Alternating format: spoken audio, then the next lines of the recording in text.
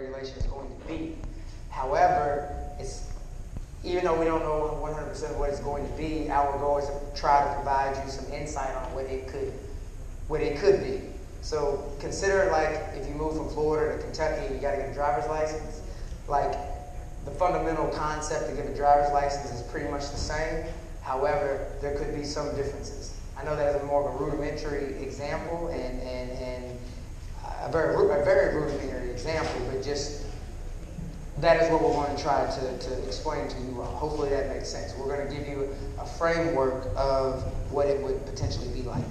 Does this sound okay? Yeah. Okay. All right, so.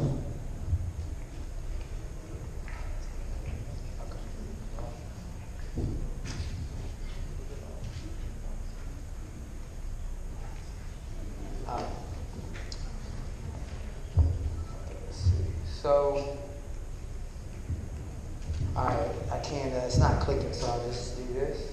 So basically, we have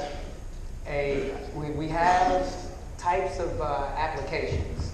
So you have different application processes.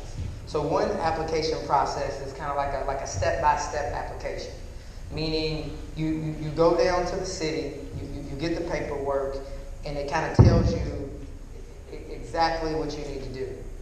And I'm going to give you some examples of the types of questions that you have to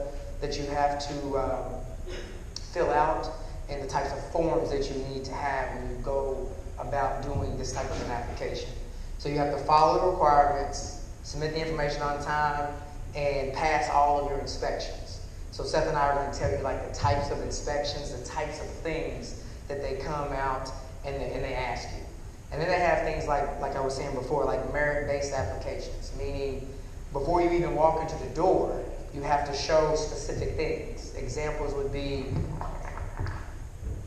$500,000 amongst your team. I'm just giving you an example, like in the state of Illinois. You have to have $500,000 amongst your team. You had to have a pharmacist. You had to meet certain predetermined requirements. And once you met those requirements, you could be awarded an application. Then there's like the who you know. It's kind of like when everyone in here is sort of like, well, how did those first 6 people get the applications? And like nobody really knows how that happened. So we call that the who you know application process. It's you know the right person and somehow you get a license. That we don't want to see, hopefully we don't see a lot of the who you know, because it creates somewhat of an unfair type of experience in execution, because if we're not all in the know, then we're not able to put ourselves in position to get an application. So those are what I have seen to be the processes. So the who you know application, if you're familiar with the law, the legislation that did not pass in Ohio last November, and remember when I said that I planned 3 events and then nobody showed up? And that is because Responsible Ohio, their amendment did not pass. And the reason why it failed, similar to Arizona, is because it was more of a oligopoly type business model, where you had only a group, like 10 people, that were going to be taking over the industry. And so therefore, it created an environment where it was somewhat like a monopoly, but with like 10 people. So those processes we're hoping don't really roll out much, because that's not what you and I want to happen. The good thing is people are starting to study the information, and so when they're voting, at least people are voting against those types of executions, which is a good start. So this is a little bit of an eye chart, but I'm going to kind of walk you through kind of the way that we foresee these processes kind of rolling out. So you have what I call pre-application planning.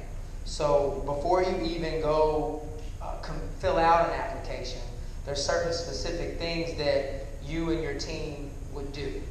So number 1, I would say the very first thing is you would do a business team analysis, meaning you would say, okay, I want to enter into the industry, but I don't know who I want to do business with.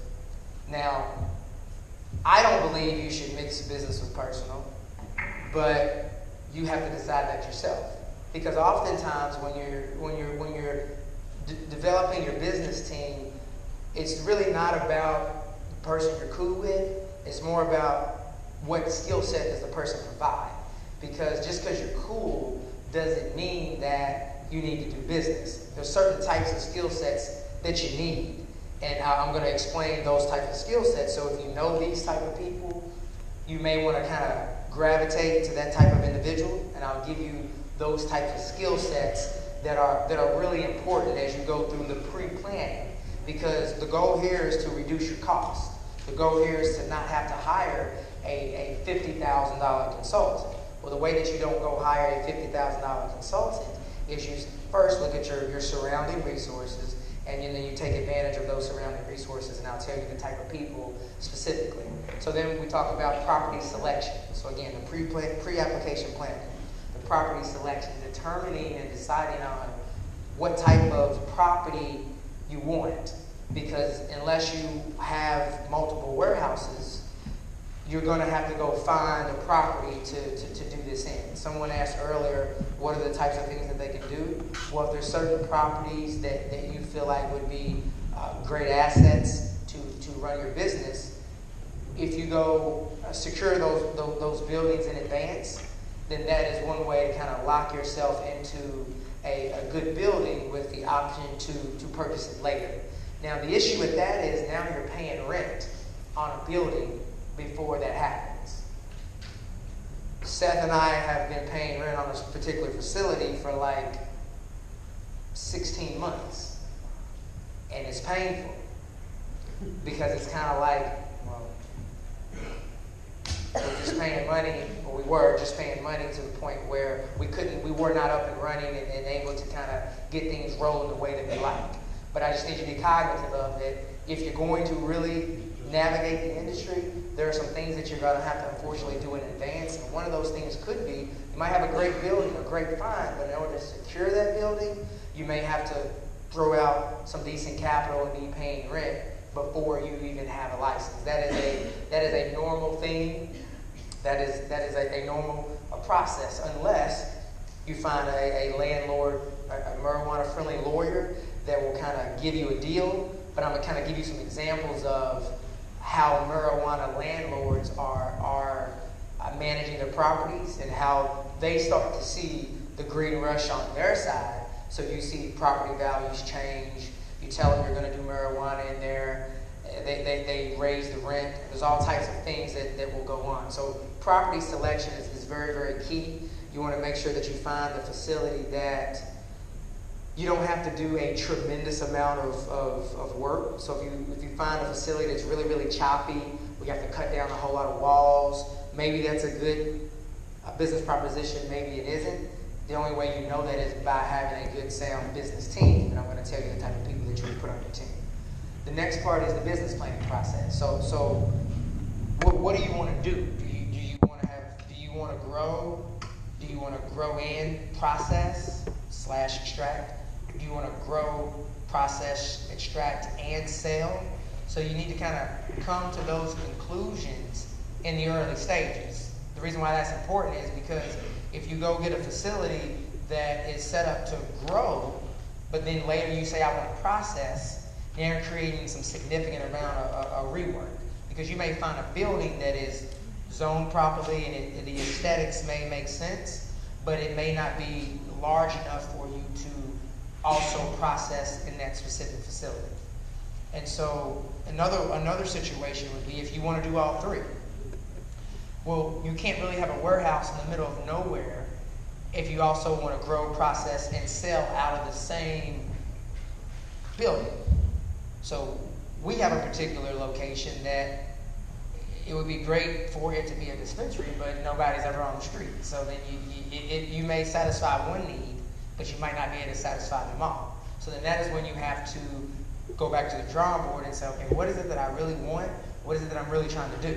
Because you might not be able to do all three, but yet you might have a good deal on a building in the middle of nowhere, and therefore you may only be able to do processing and cultivating that specific location, and then you have to go find a dispensary at another location. So none of this is like literally a walk in the park, and I'm going to prove that by this type of stuff that we're going to kind of show you. And then you have to do what I call like a seed capital analysis, meaning you have to figure out what is your seed capital, which is the startup costs that you need to just kind of get going. I'm not talking about the full capital, I'm talking about your seed capital. So things in your seed capital, I'll give you some examples when we get to that slide. But basically, seed capital, startup capital, they're kind of used interchangeably. Basically, you need to figure out right out of the gate, at a minimum, what do I need to kind of get going and feel and get a feel for? Is that something that you're willing to kind of go through? Next part is the external team selection. So you selected your business team. Now you need to select your external team. That means, do you know an architect? Do you know a general contractor? Do you know a lawyer that can kind of do this type of work for you?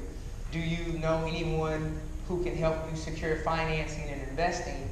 And do you have any friends or family or relatives or anyone that is involved with the excise and licensing of the particular county? So, in my opinion, Seth will probably attest to this, the most important person let me ask you all, who do you think in the very early stages is the most important person out of those five? I'm going to repeat them. The architect, the general contractor, the lawyer, the investor, or the zoning administrator? Zoning. Lawyer. So yeah, everybody's wrong. 12 different answers. Yeah, most of the answers were lawyer and zoning, right?